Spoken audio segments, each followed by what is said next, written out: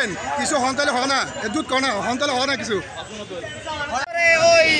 বন্দর থানার ওই কাঠমিস্ত্রির হত্যা মামলার এটার আসামি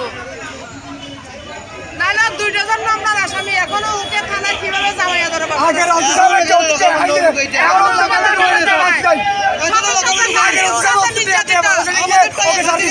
এখন বর্তমানে ওকে ফাঁসি দেওয়ার জন্য আমরা এই মামলাগুলো আমরা অত্যাচার অনেক নির্যাতন পাইছি আমরা অনেক নির্যাতন দর্শন মামলা আছে নারী নির্যাতন মামলা আছে ওনাদের শিশুরা পর্যন্ত নির্যাতিত ছাত্ররা নির্যাতিত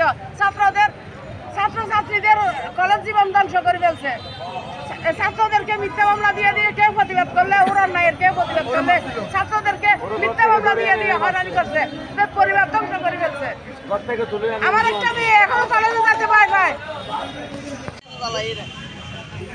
17 বছর ধরে আলাদা জ্বালায়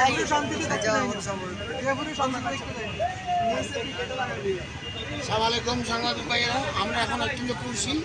এই জানি আলম আমাদের যে নির্যাতন করছে আমার সঙ্গীদের করে যে নির্যাতন করেছে 17 বছর তার বিরুদ্ধে কোতোয়ারি মামলা আছে, বাগুলিয়া মামলা আছে, সানগাঁও মামলা আছে,